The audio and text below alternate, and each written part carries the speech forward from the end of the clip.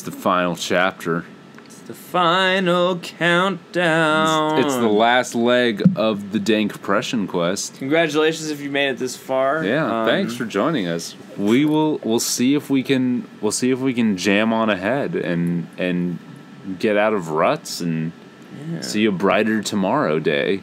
Play along at home. Keep a scorecard. See if you can get undepressed while we try to get undepressed. Yeah, maybe you'll make better decisions than we did. Hey, possible. You never know. Although, we are recording this in hindsight, so we do know, and we're just going along with the illusion that this is all live. Yeah. We're bending space and time. We're bending space and time because you don't know when we recorded this. We could have recorded this piece first. We actually recorded this after you listened to it. We recorded this after you listened to it, but that was also like 6 weeks ago. Yeah. So, we are everything, everywhere, all the time. So, Dankpression quest, the final round. Get ready. Get ready to fight. To fight your inner demons and existential self.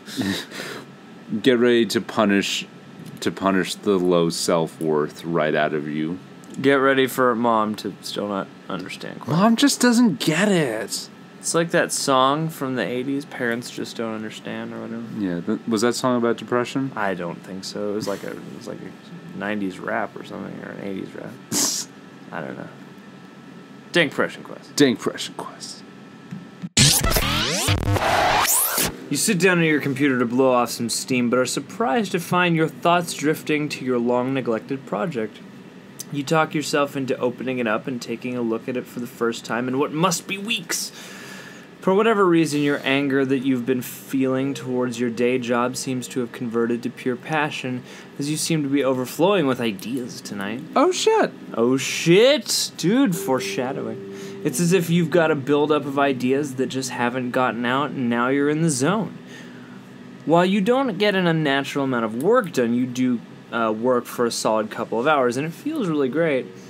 What's more, you share some stuff across your social media networks, and you receive quite a bit of positive feedback, which makes you feel great.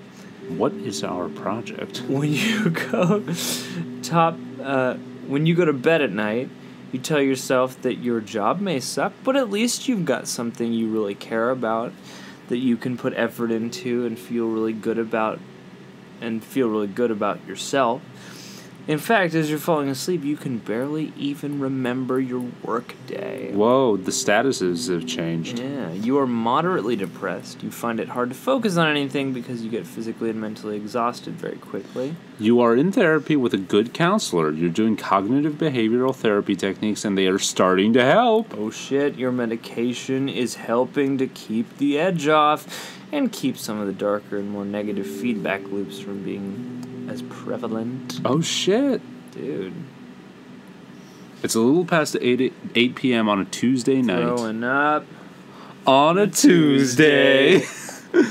You're at your computer, frustration levels peaked, rubbing your eyes and sighing heavily. You're working on a project from your job that has you stretched to wit's end trying to meet a looming deadline. And as it looks closer and closer, you are seriously doubting your ability to get it done. You've been dragging your feet a little at work due to your complete lack of energy lately, in spite of wanting to do a good job. You've been dragging your feet at work despite your gigantic feet. You find yourself unable to push past it and feel horribly useless for it. You slide your hands off of your face to look at your screen as it beeps at you. Attic. Hey, are you there?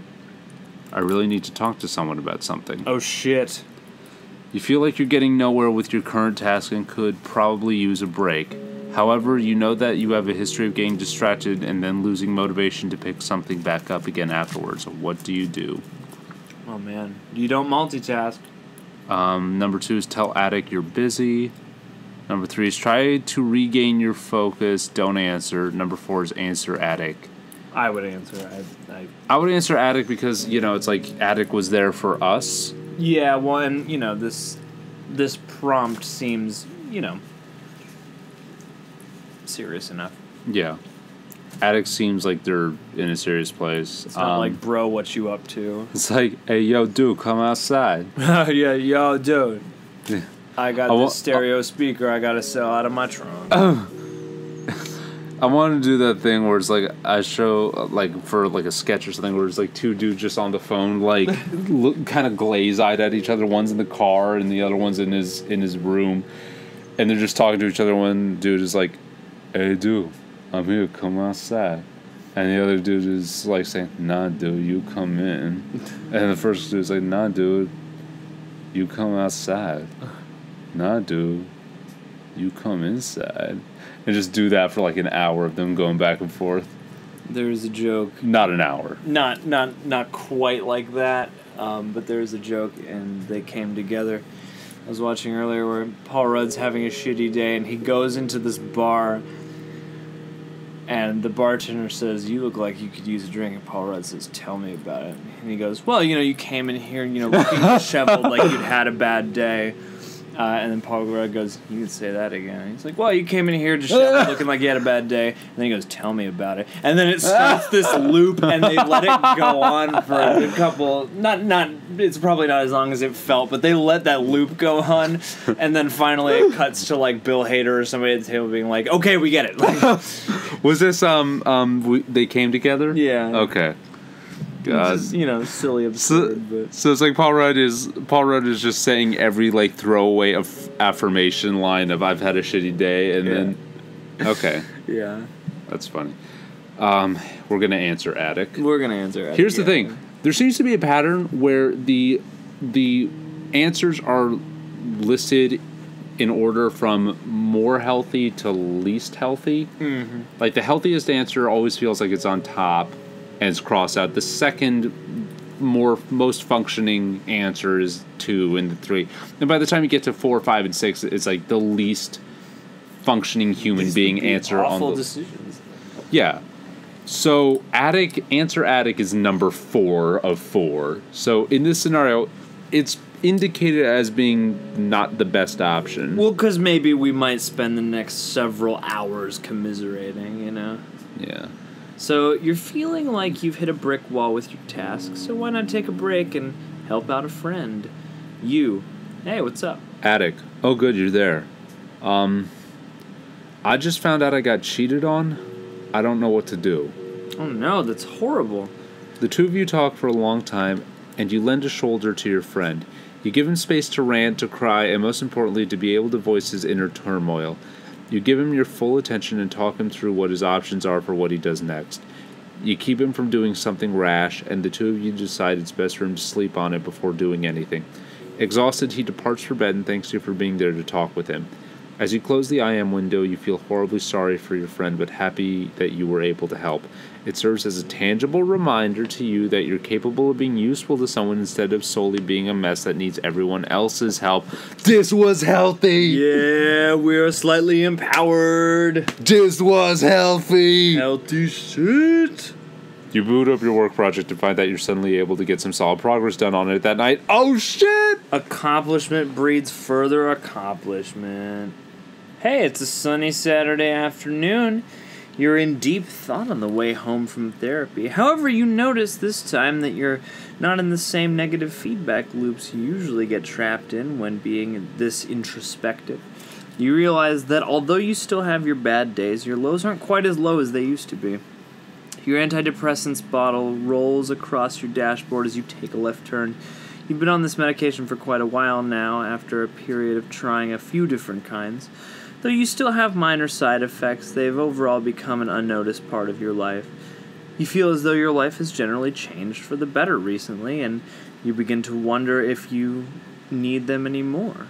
You don't feel as much despair or hopelessness, and you hate yourself a lot less these days. Maybe it's time to stop taking these, you think.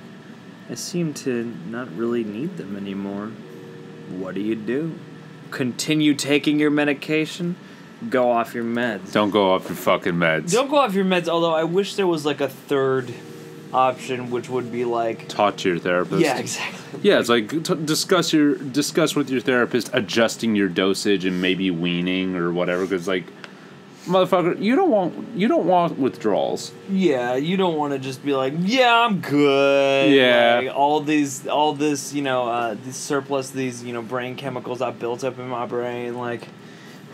I'm just gonna stop doing that now. Yeah, I dramatically shifted my brain's chemistry. I'm just gonna dramatically shift it again. Yeah, I'm just gonna... Automatically, no gradual taper off or anything. Oh, No, yeah, let's continue. Continue taking your medication. Come on. Come on.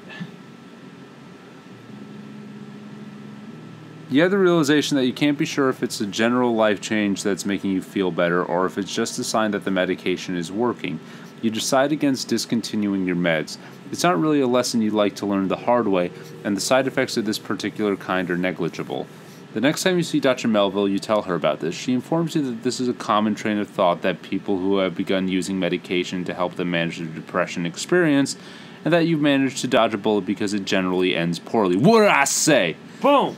She also asks you to talk to her first before making any decisions about your medication in the future. What did we say?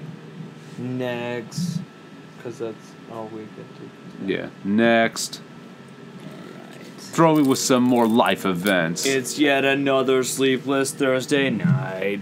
You're at Alex's apartment, wide awake in bed as she's sleeping peacefully beside you. Off? Did you guys... Wait, show off that she's able to sleep peacefully? Yeah, exactly. Like, look at you sleeping peacefully. Man, fuck you. I'm over here looking at you when I could be asleep too.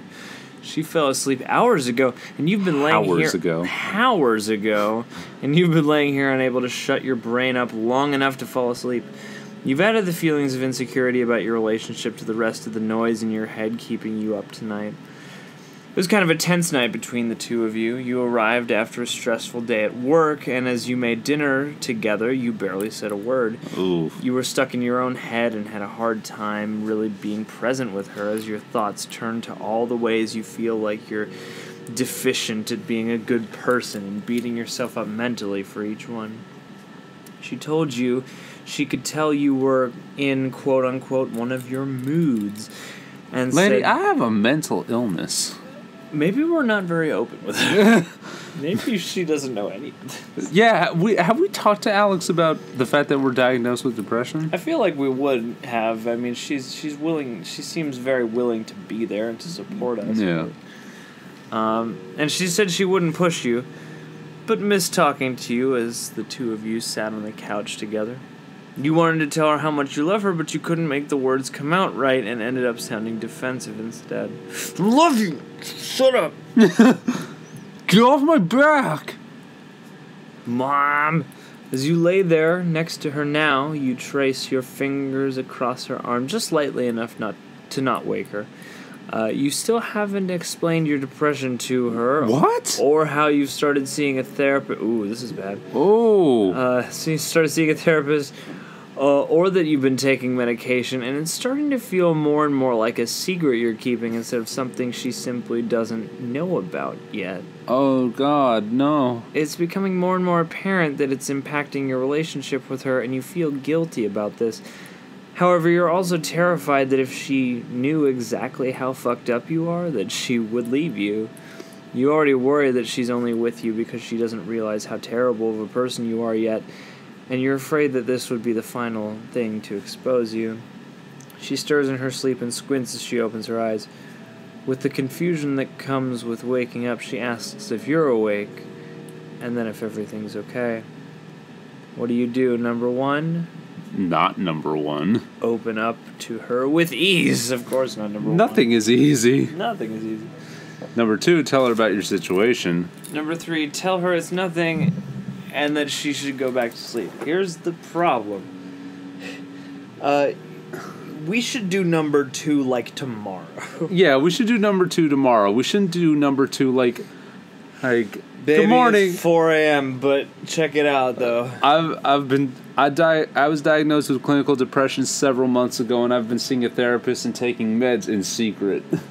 That would be such a weird thing to respond to, because on the one hand, it's like... Good morning, I have a mental illness, and I didn't tell you. Well, yeah, and it's like... Then you have to have, like, 3 reactions all at one time, where it's like... Oh, God, I'm concerned for you. Oh, I'm glad you've sought help. How could you keep this from me? Yeah. You know? Yeah. Ooh, I mean, I feel like telling her about our situation is ultimately the best idea, But now is not the Right. best time. It's a good time in like movie world Yeah. where it's like, you know, you're tense and your head is spinning about this conversation or about this topic. She wakes up and then you just come clean in this big dramatic gesture. Yeah. But it's like early in the morning and she's tired and bleary-eyed. Isn't a good time for this, but Yeah.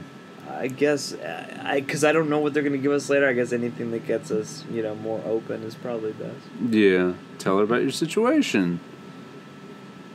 You feel like a jerk for accidentally waking her up, but you're afraid if you put this off any longer, you won't find the strength to tell her everything later. No, actually, everything isn't okay. Can I tell you something? Something important? Alex sits up, rubbing the sleep out of her eyes. For the rest of the night, you lay side by side, holding hands as you tell her everything. You tell her how it's more than just feeling sad sometimes, how you feel trapped by your own mind sometimes, how sometimes you feel nothing at all, and how you can't shake it off.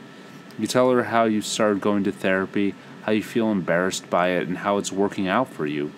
She listens the entire time, occasionally asking questions about how this or that works, or asking you to explain something further.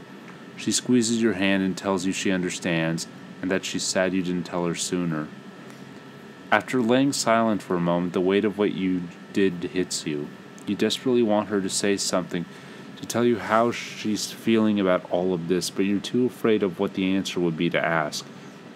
You start convincing yourself that now she knows everything, she's going to leave. There's no way someone could deal with how you really are. So how can I help? What do you need me to do? She asks. You think for a second, and the answer you come up with fills you with despair. I honestly don't know. I wish I knew how to fix this, but I don't know that you can do anything. I think it's something I just have to live with. She looks at you with sad eyes before kissing you on the forehead. Then I'll live with it with you. Oh, Alex is the best. I'm like, that's really sweet, but that's way too perfect of a line. Dude, Alex is just a class act. I don't know how you could possibly love me. She rolls over and wraps her arms around your neck, settling her head on top of yours. You don't need to, just know that I do. Dude, Alex got the lines. You are definitely still depressed, but things are getting better. Whatever you're doing seems to be working. You really feel like you're taking steps to affect positive change in your life. You now seem to enjoy seeing your therapist. Between giving you a chance to talk things out and the CBT techniques she shares with you, you find your sessions extremely helpful. You have been taking your medication regularly, and while you were skeptical at first, it's hard to argue with the fact that you're feeling better than you have in a long time. Boom. Damn. Net digs. Yeah, the Polaroid at this one starts with Netflix. This one starts with a Netflix Polaroid. It's a Friday night, and you're laying across your bed feeling pathetic. What the fuck? Dude, we just had a breakthrough. Fuck. As you were leaving work tonight, a group of coworkers asked if you wanted to join them for drinks. Feeling antisocial and put on the spot, you declined. You have a habit of doing this. You're often so convinced that you're weird and terrible and that any invitation to hang out will end in disappointment for those inviting you. You never feel like you know how to act in group settings, and you feel like a total creep since it seems to come so naturally to anyone who isn't you. You find yourself petrified of breaking some unknown social rule that you don't go out often. Now, however, you find yourself alone at home. Your brain has begun telling you how pathetic and sad you are for being unable to just be a normal person and go out with nice people. You can't figure out why you can't just go out and meet people and enjoy yourself. At the same time, you're also feeling like no one would possibly want to hang out with you no one would want to hang out if they really knew you, because you're dull and weird anyway. You try your typical strategy and boot up Netflix to distract yourself from these feelings, but frustration with yourself builds, and you realize you have to do something else with your night. Anything else to take your mind off of how awful and lonely you feel right now. What do you do? That's not number one, which is get over it and go out to the bar where your coworkers are hanging out anyway. Number 2, you could. See if Attic is online. Oh, man. 3, call Alex. 4, drink. Drink. 5. Drink. Go outside. Go out somewhere alone. 6, play with your cat. Oh, man. Don't drink. Yeah, don't drink because... No. 6, play with your cat. I hope we've been feeding it. No. Because it's like, oh yeah, I have a cat. Walks into a room, corpse. That's a sinister. That would fuck us up. Yeah. Ooh. I would say call Alex. Yeah, call Alex is a good idea. Because, like, seeing if Attic is online, you don't want to maybe start, like, a commiseration party. Yeah. And it's also, past a certain point, I don't think anyone can deal with just, like, everyone's a little bit succumbs to the stigma of, I spend all night just talking to people on the internet that are my internet friends. Yeah. It blows, but it's like, you get too sucked into it, you can't help but go down that rabbit hole of thought. Going out somewhere alone can be nice, but I feel like here it would just lead to more wallowing. Yeah, if you go out somewhere alone, it's like, it can be, going out somewhere alone can be like, mind clearing and kind of fun, but other times the sense of being alone in the outside world where everything is bustling with activity, you end up feeling like a dude in an Edward Hopper painting. Yeah, exactly. You end up feeling like, like a morose Nighthawks character. Call Alex or play with your cat. I would say call Alex. Yeah. Because the cat loves you, but Alex can talk to you. Yeah. Well, how do we know the cat can't talk? What if that's a talking cat? Maybe that's your project. Your project is making your cat talk. Yes, exactly. But no, because it involves a computer, so it's on the computer and you post on social media. So. Well, yeah, it's a program for the communication device that allows your cat to talk. If you were developing a communication device to make cats talk, like, you wouldn't be a depressed person with a menial job. You would have government grants. Maybe you're just a prodigy and you think you're too shitty to let anybody know about it. But you posted on social media. That would have gone viral and you'd be famous, like, within a week. Maybe the project is not being funny. The project is not making the cat talk. It could be, but it's not. This is Depression Quest, that depressed person who's making a cat talk quest. Hey, it's science fiction. This isn't Eric Roberts in A Talking Depressed Cat. It's science fiction, all right? Because depression is science, and this is a fictional story. We're gonna call Alex. Okay, we're gonna call Alex. You got dangerously close to playing with our cat. We're gonna call Alex. Fuck, the click didn't happen. Alright. You dial Alex's phone number, figuring that if you could spend some time with her instead of being cooped up in your apartment alone, you might feel less isolated. Phone rings a handful of times before going to voicemail. You know it's not uncommon for her to be out with her friends at this hour. You leave a voicemail but end up calling again 15 minutes later. Still no response. You imagine Alex out with her friends, much like you would be tonight if you weren't so horrible at social. No! Your mind wanders and you start to wonder who she's with and... Oh, God. If she's meeting someone tonight who she'd rather be with. Someone who is able to go to parties like this with her instead of sitting at home feeling sorry for themselves. Oh, God. Why didn't she invite you? Have you just said no one too many times? How many other Fridays have you unknowingly missed? You begin to think that maybe it would be better if she met someone tonight. She's a wonderful woman, and you feel like a constant joy kill on nights like this. Undo. Why can't you just be normal? We should have played with the fucking cat. I'm sorry. The next morning, Alex calls you back. She tells you that she left her phone in class and spent a boring night in her apartment, too. You feel horribly embarrassed about how emotional you'd gotten over mistaken assumptions the night before. Next. Well, that was a shitty night. It was a shitty night, but at least it wound up semi-uneventful. Yeah. Ugh. It's a cold Saturday afternoon. Brr. You just arrived at Alex's apartment, and you're happy to finally see her after a week of absence due to your schedules not lining up due to work and school, due to you have a job and she's a student, due to she goes to college. You hug her in the doorway, but she breaks away sooner than normal and sits down on the couch as you take off your sneakers and lay them in the usual place. I don't wear sneakers, right next to hers. There was something I was hoping we could talk about, actually. Oh, God. She says. You instantly worry that you're being blindsided by a breakup conversation. See, a line like that, I instantly know, okay, you're not. Meh. You instantly worry that you're being blindsided by a breakup conversation due to the sudden shift in tone, but she quickly smiles and puts you at ease once she sees all the color leave your face. It's nothing bad, I promise. With that, she leads you over to the couch and sits you on the other end of it, facing you. I got a cat. So I hope this doesn't freak you out, and I feel like things are going too fast. And if you feel like things are going too fast, just tell me. She talks faster than usual and fidgets. We seem to have a lot of weeks like this, and they really suck. I was thinking I'd ask, since things are so strong with us, what are your thoughts on maybe moving in together? It takes a few seconds to sink in and leaves you a bit shocked when it does. You are worried she wants to spend less time with you, not more.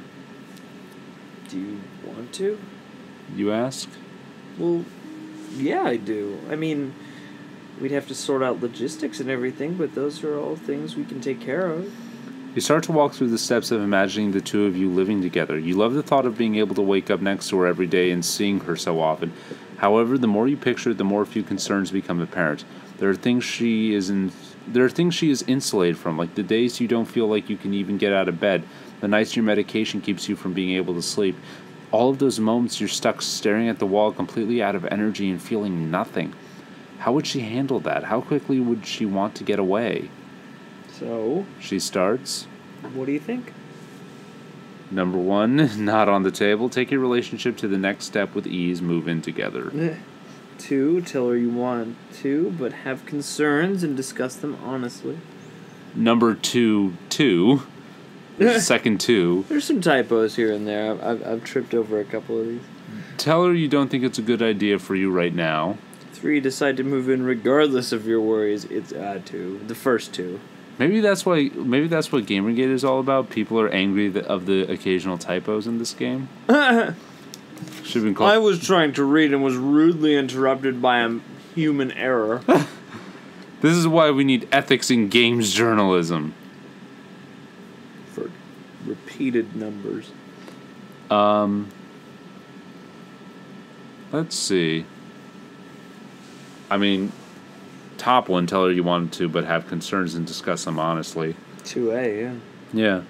Honesty seems to be the best policy, being open and frank with your support network, yada, yada, yada, so on and so forth. Also, if, Alex is chill, it may help to have somebody who's around you being again, it sucks to be like using your partner as medication, but it could be helpful just in general to have somebody who cares about you in close proximity. Well, yeah, and like easily accessible, benevolent human contact, Yeah.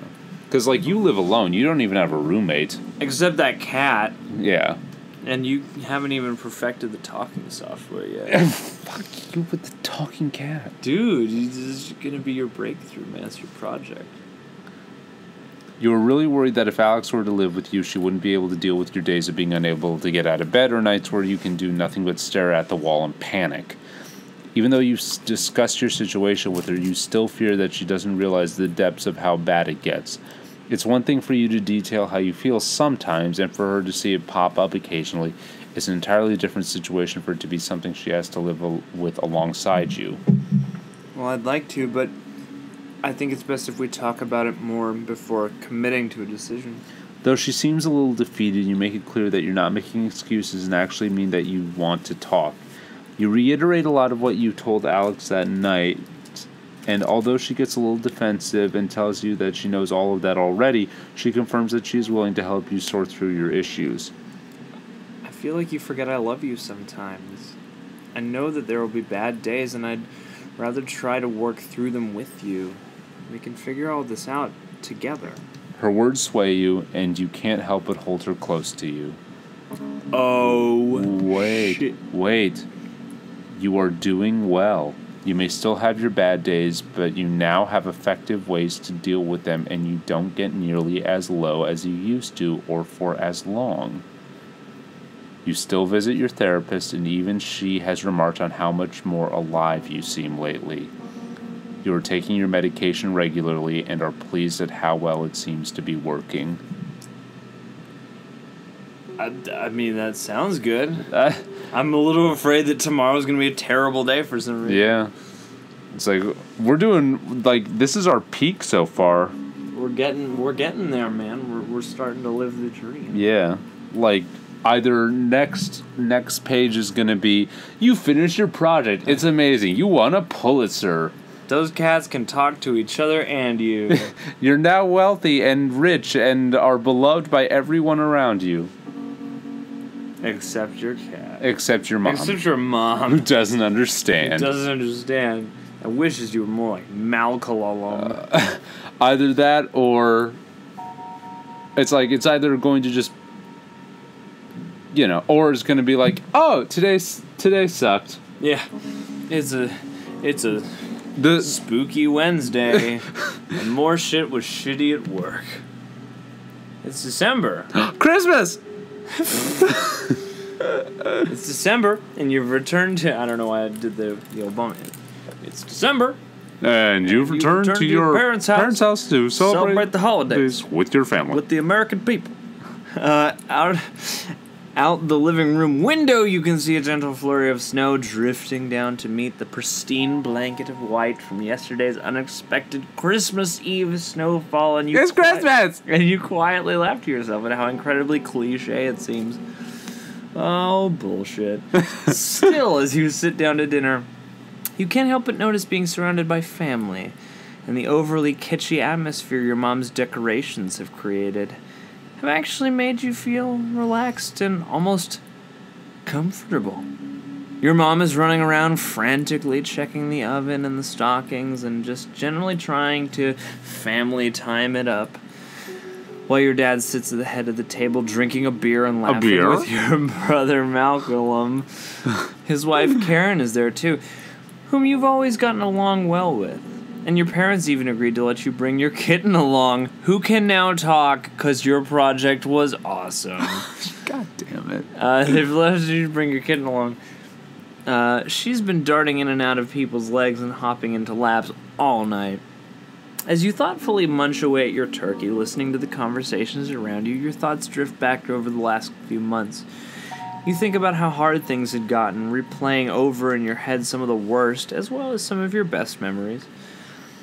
It seems like all these things just came to a head over the past few months, with a sudden flurry of relationship turmoil and professional anxiety, social stress, and above all, an omnipresent sense of weight that it seems you have just recently become aware of. You're drawn out of your reverie by your dad's familiar booming laugh as some cheesy comment Malcolm made seems to have hit its mark. Sitting at the table, you're suddenly immensely glad for the chance to be able to ignore everything for an evening and not have to struggle trying to explain yourself for once. Fortunately, everyone seems to be content with laughing at each other's jokes and discussing favorite sports teams.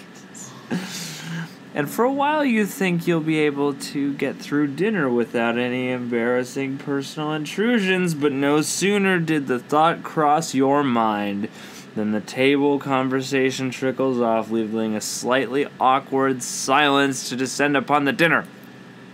So how are you doing these days? Your mom asks you pointedly. It's such a simple question, and one that you seem to have to answer countless times recently. You take a moment to collect your thoughts, then, looking up, you take a deep breath. Well... Cut to credits, rap song! You never really thought of yourself as a fighter, and even to say it now sounds hokey. His arm spaghetti. Knees weak, arm spaghetti. But looking back on the past few months to where you are now, it really does feel like you've endured an immense struggle. And you look at where you are now with a sense of something that isn't quite pride. You still hate your job and find it unpleasant, but you're surprised to find that going to work every day is no longer a monumental challenge. You started adopting some clever techniques like taking short 2-minute breaks every hour to break up the monotony. And now you view your job as just 8 short hours of your day, a compartmentalization technique Dr. Melville told you about that you found actually works quite well. You know this job isn't what you want to do for the rest of your life, and you start actively looking for other positions, even attending a couple of preliminary interviews. What? You start making effort to go out with your friends more. While the social scene still makes you very uncomfortable sometimes, you're more and more able to let yourself just enjoy the company of your friends. In fact, your relationship with many of them has increased over the past little while. You still definitely have days where you flake out or don't feel up to hanging out, but for the most part your friends are understanding and appreciate your communication. By far the biggest change you've noticed in your life has been in your relationship with Alex. You were terrified of talking to her about everything at first, but looking back you feel like it's only strengthened your relationship. She was always supportive of you emotionally, but lately the two of you have been even more in sync, and it's really starting to feel like you're building a life together. And fucking. It even seems like the two of you have been making a more concerted effort to sync up your schedules and have been spending more and more of your downtime with each other. Pretty soon you think moving in together may be a very real possibility. Dr. Melville has commented on how well you seem to be doing, and whether a result of the therapy, the medication, or both, you can't help but agree. With all that seems to have improved recently, it's sometimes difficult for you to think about the fact that you still have bad days, sometimes even really bad days. They serve as a stark reminder of the fact that this will be something you likely have to deal with for the rest of your life. Depression is a battle, and though you're certainly ahead in the fight, you know the battle isn't ever going to be over. Sometimes even Alex can tell when things are going rough, despite your best efforts to the contrary. While you know that your depression can never be cured, you have a very strong support network in your friends and even Malcolm, and armed with a newfound confidence in your friends and family, you accept that though the road may be rocky, it's at very least not solitary. You meet your mom's gaze from across the table and muster up a smile. "I'm good, Mom," you tell her. She says nothing, but you can feel her smile from across the room. Oh, shit. Epilogue. EpiPen. We really want to thank you for taking the time to play Depression Quest. We realize it may not be the most enjoyable game you've ever played, or even the easiest, and we sincerely appreciate your involvement. If you would like to contribute to the developers and to the National Suicide Prevention Lifeline, please click this link to do so. Like depression itself, Depression Quest does not have an end, really. There is no neat resolution to depression, and it was important to us that Depression Quest's own resolution reflect that. Instead of a tidy ending, we want to just provide a series of outlooks to take moving forward.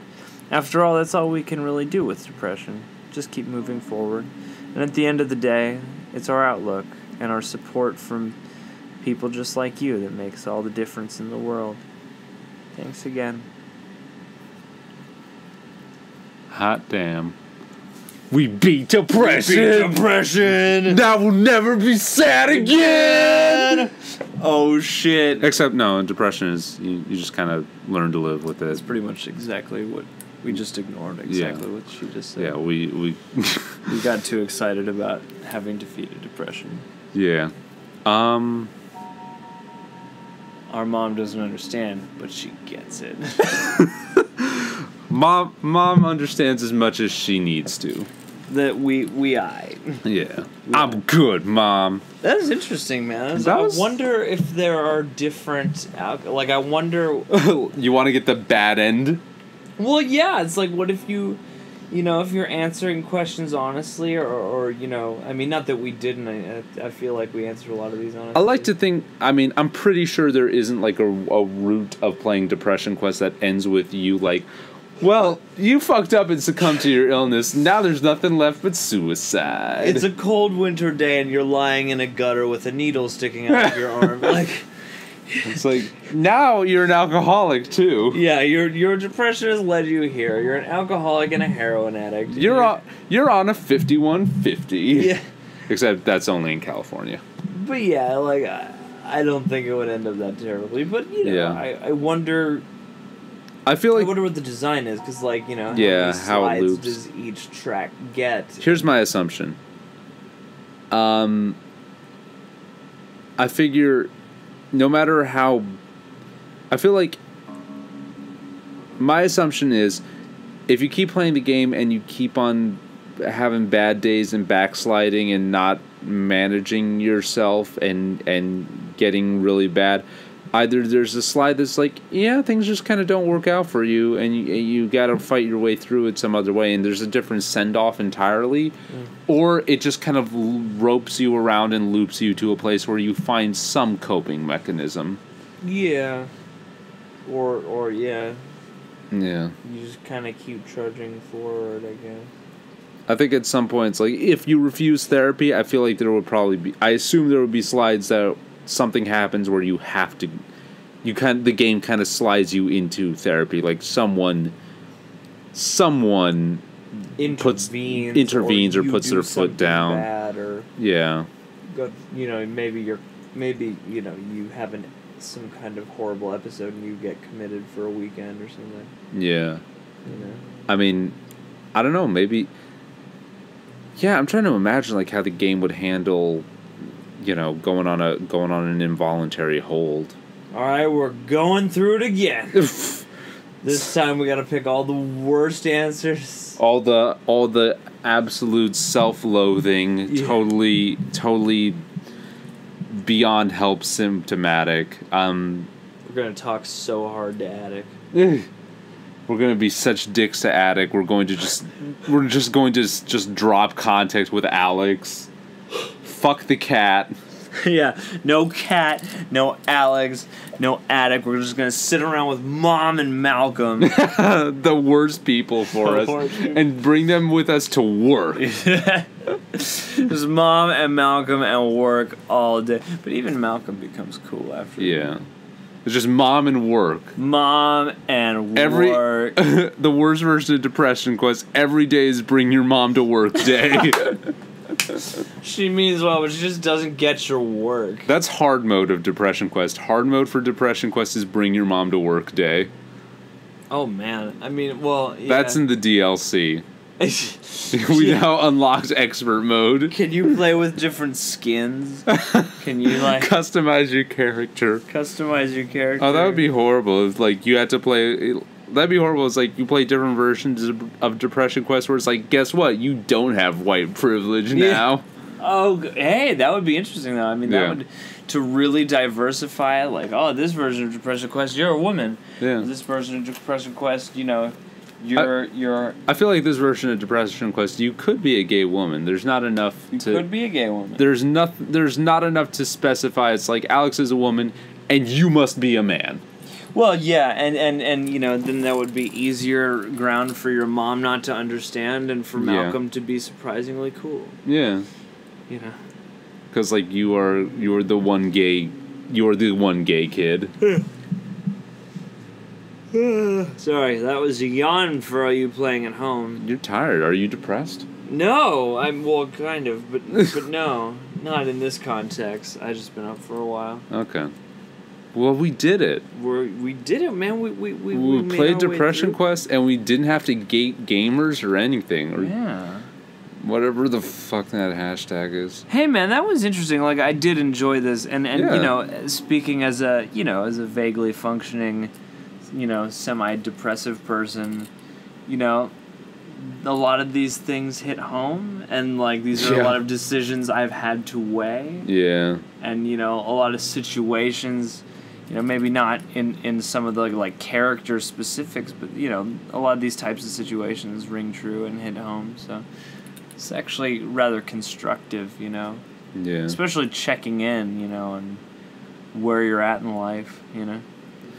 I gotta say, I mean, it's interesting because I'm imagining what it would be like to play this game where it's like you have the uphill battle of, say, a far. I mean, granted, maybe this is probably like an idealized version of the Canadian healthcare system. Maybe there's more inconvenience for the average person in Canada too. But just imagine for a moment being like having to play through Depression Quest, but on top of it, you have to fight. You have to fight to have the motivation to find a therapist and go through all the inconvenience and all of the brick walls and like manage you with your insurance and like have to go back and be like, oh no, they're not going to pay for this many sessions unless I have a diagnosis, and I need you to give me the diagnosis, and then blah blah. Or Depression Quest, but for countries that aren't very good with, you know, mental health and well-being. Yeah, or like what you described of, or what you described with the, you know, with your buddy, where it's like, you know, the work just changed his insurance provider out of nowhere. Yeah. And so he has to start from square one with a totally different therapist. Now your work sucks even more. Yeah, it's like, oh, you have a therapist, and the therapist is working out for you, but you have to go to a psychiatrist now, and your therapist isn't a psychiatrist. Good luck, fucker. Good luck, sad fuck. Yeah. No. Sorry you're being sad and all. Hey, man. You want pills to fix your sad? Too bad. Too bad on the sad pills. Yeah. Hey, man. I mean, you know, maybe Depression Quest 2. Yeah. You know. Or it's like, oh, you're one of those rare people where the inactive ingredients actually change a lot, so you have to specifically buy the expensive-ass brand-name drugs because the generic isn't going to work for you. Oh, I didn't even know that was a thing until not long ago. Yeah. Because there's so much of that, you know, there's so much sort of, like, for most people, like, it doesn't matter, but... For enough people, it matters a lot. Yeah, it does matter hard, yeah. Yeah, it matters like a motherfucker. Mental illness! What? I was like, mental illness! Woo! Hey, man, we need to maybe, you know, do better, at least in America, with just, like, how we handle and, you know, approach and treat this. I feel like Depression Quest is a great game for people living with depression Depression Quest is cool because it's like, if you have lived with dysthymia or like low-grade depression, you can kind of see like, oh yeah, this hits home for me, and it's like I'm not alone, and enough people have understood the way in which this works to represent it in a game that has a systematic base to it and everything. Mm-hmm. It's also could be good with people. It's like, oh, I have friends who have depression. I've never had it, so I don't know what it's like, and then you know, actually play the game, and it's like, oh yeah, you feel like the options to live a healthy life get stolen from you. Well, yeah, and sort of, you know, seeing all those answers crossed out, and being like, I can't choose the best idea. Like, yeah, I can't choose to live my life to the fullest because that option has been stolen from me by the disease. Mm-hmm. But it's like, I'm imagining what it would be like for, you know, someone in the mental health world to play Depression Quest and see that represented to them. Yeah. I'd be interested. I don't know. Has anybody attacked it from that angle? Fuck, I don't know. Well, let's call up some therapists. Yeah. Let's call up some therapists. They won't answer because we'll get their voicemail. But if this is a psychiatric emergency, please hang up and dial 911 or go to your nearest emergency room. Yeah. Let's just take this game to our nearest emergency. If this is a psychiatric emergency, we go into an emergency room. It's like, what's wrong? We need someone to play this game and tell us about their thoughts. We need someone who preferably has studied at least a little bit of mental illness and stuff. Just to take a look, see, and you know, speak towards the authenticity of this experience. Yeah. Then we'll just our luck. We'll get like an MFT or a psychiatrist or an MD being like, yeah, no, this isn't how depression works at all. Really, this is how your subjective experience may feel like, but this isn't how the disease works. And this is a horrible thing to play if you're trying to understand depression. And then we look like fools. That would be a bummer. That would be sad. I don't think that'll be the outcome, though. I wouldn't be down for that at all. Nah, dude. The elephant inflates you. And, frostbite balls. No, yeah, frostbite balls, the elephant inflates you. What was the other one? There were three. There was another one. What were our one episode memes? I mean, Frank S. Tubbs, but he's been Frank around. S. Tubbs. Yeah, I think that was it. But Frank S. Tubbs lives on in our hearts. Oh yeah. He's more than a meme. He's more than a man. He's a purveyor of fine spices, marinades, and herb rubs. How has that not been like a Sony movie? Like a Sony superhero movie? It's like, he's more man than meme, but more meme than man. It will be. Because, when movies are they 40 seconds long. They wanted to find out about what would be like if Peter Parker did the Tough Mudder, or the Spartan race, or parkour, or whatever nonsense in those leaked emails. Oh, yeah, and EDM. Oh, yeah, kids and love EDM. Yeah, some Sony exec was like, kids are into these meme things. Could we make Spider-Man a meme? I didn't want to believe that emails like that could exist, just because like they did come across a little cartoony. It's like, you got to be out of touch. That's always a bad sign when you're looking at the youth and being like, now these meme things. Yes. Can Peter Parker fight one of those? Like, then it's like, no, Yeah. like, bad news bears. like you've got to don't. You've got to don't. Just get off your airplane right now. Get off the private jet, and maybe read the internet a little bit. Like, or ask your nephew. I don't know. Yeah. Or your niece. Now I'm just imagining. Now I'm imagining the Sony execs like finding depression quests. Like, these millennials sure like thinking about sad things. They like existential crises and, self-reflective gaming. God. That's why Peter Parker looked emo in Spider-Man 3. Why? Because he loves EDM? No, because I'm pretty sure like some Sony exec was like, kids seem to be into this emo thing now, and then gave Peter Parker a black suit and a swoopy haircut. It made him brood lightly. But he becomes like a zany dick in that part of the movie. Like, yeah, because that was like, that's my theory. Sam Raimi wanted to make Peter Parker a zany dick. The studio was like, the youth seem to be really into this emo thing. Can we give him an intense swoop? Yeah. Oh, maybe. I still stand by that part of the movie. What?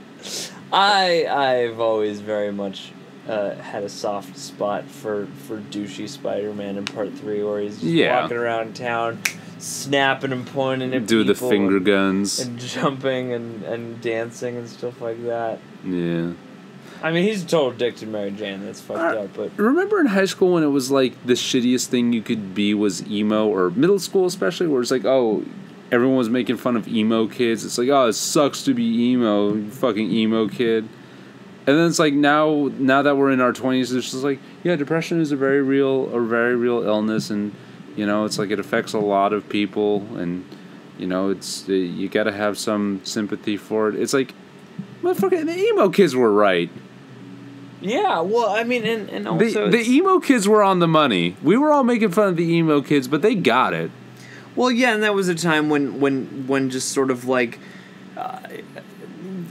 things you were supposed to like and hate just sort of fell out of the ether because whoever said so, because whatever sort of nebulous version of your microcosmic society said that's what to do. And so we all kind of hated emo without really knowing what it was and just having like a vague visual cue. What's fascinating to me is like, I'm thinking of it now and I'm just realizing our culture's kind of taking an about face. I still remember being like 12 or 13 when like fag was the worst thing you could be called in school. Oh, wow. Yeah. Like, you remember that, right? Yeah.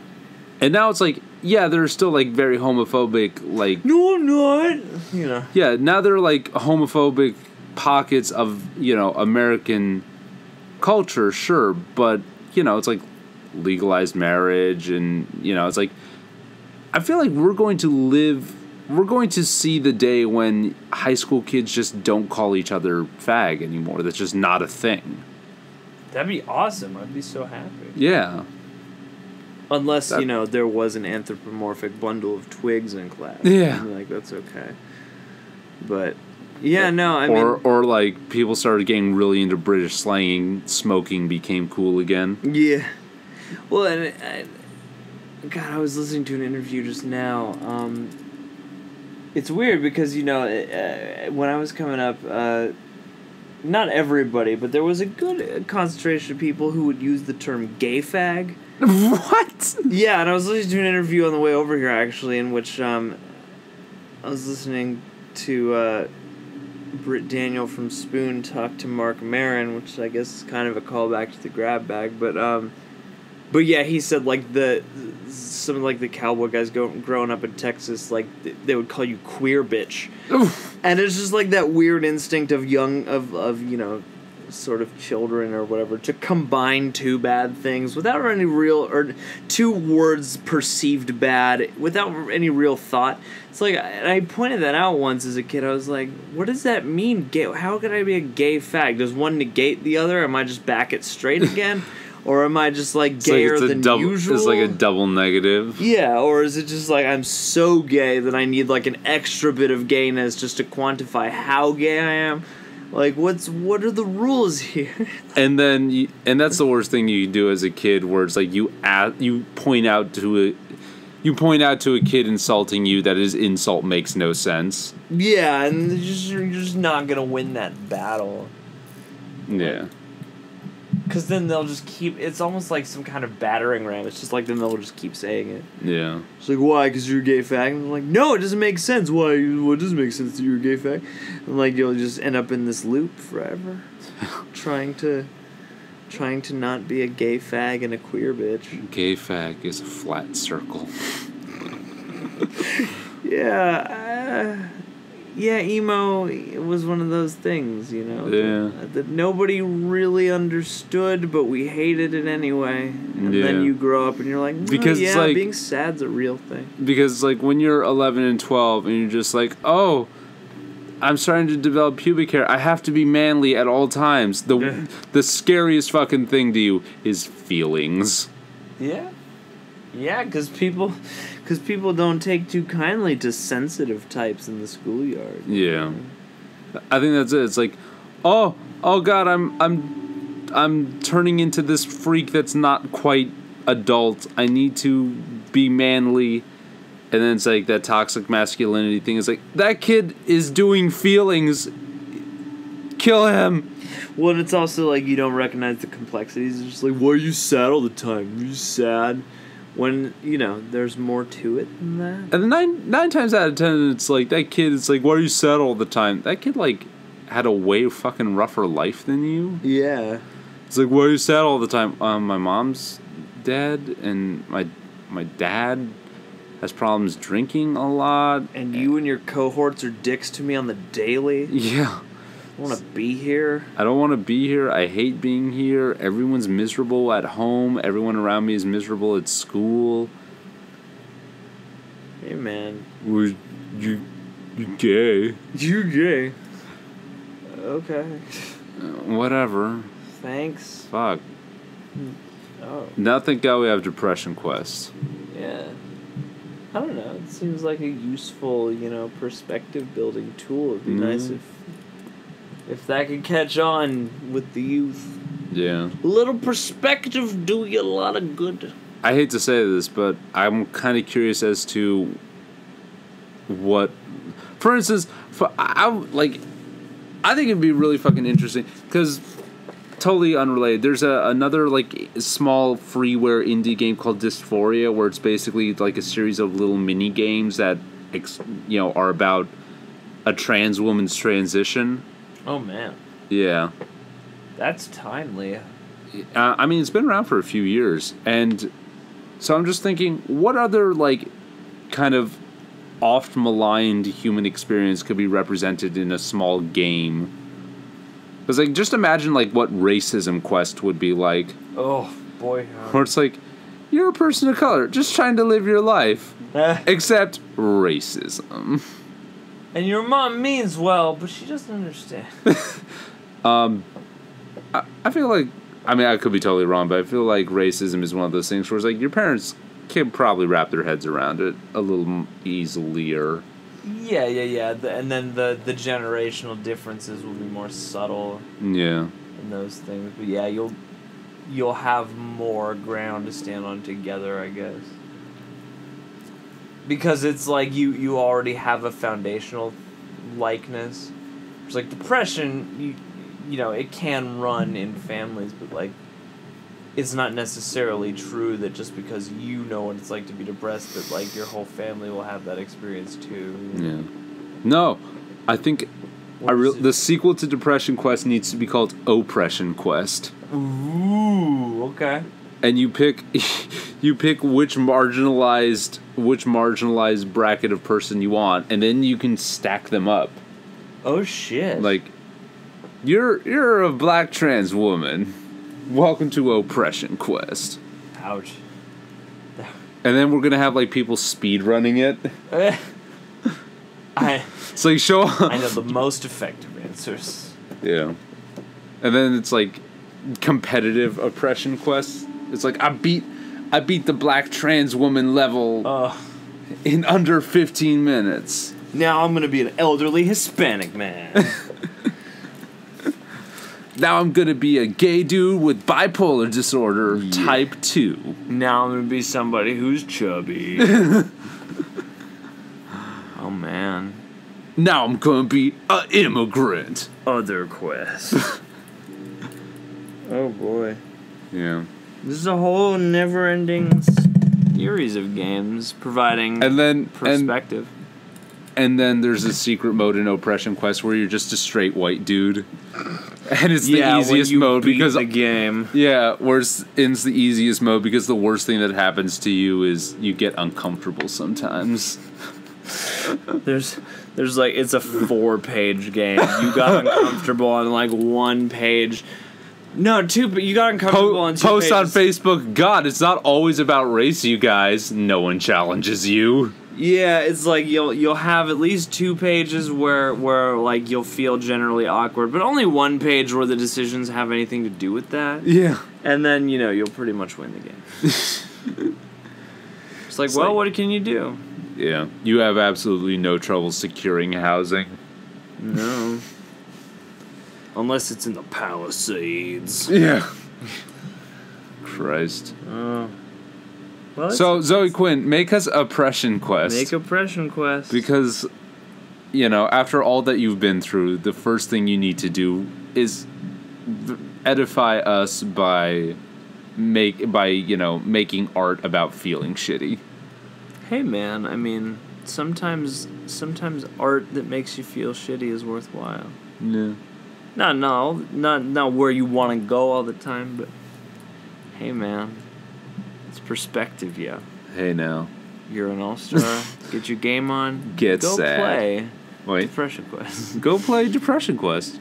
So, I don't know. I like Depression Quest. I thought it was actually. I mean, I don't know if fun is the word, but I had fun rolling through it because it's like, yeah, this hits home in kind of a you are not alone, but not a creepy alien kind of way. Well, yeah, it's engrossing in the way things like, you know, not quite the same thing, but you know, it's like it's the same way you can have fun solving a math problem. It's like you're still attacking something and engaging with it, and sort of, you know, turning it over in your hands. And sometimes that is fun in and of itself, just to engage. Yeah. You know, and really dig through a problem. Yeah. You know. So, I enjoyed it too. Yeah, it's like it's not like, oh yeah, woo, but like, you know, it was interesting. It was always interesting, and seeing what the outcomes would be like. You start to get caught up in it. Yeah. So in the quest. So, world. For all of you guys that have stuck with us, please by all means leave a comment on your experience with depression or Depression Quest. Yeah, hey man, this is I would hope this could be maybe, you know, a nice, you know, benevolent space. Yeah. You know? Totes Benev. Leonid Benevsnev. You can tell it's late o'clock at night because that was a stupid joke. Trumpy, you can do stupid things. No one's looking for Leonid Brezhnev jokes at this time of night. So once again, I am Aaron. I am Jerry. And all you folks out there, stay sad. Stay sank. Stay sad. dank. No, don't stay sad. Don't stay sad. You can always work your way out of the sad hole. As we've demonstrated, perhaps maybe here today. You gotta just click the right sentences. And stay dank while you're at it. You know? Stay dank, kids. Stay dank.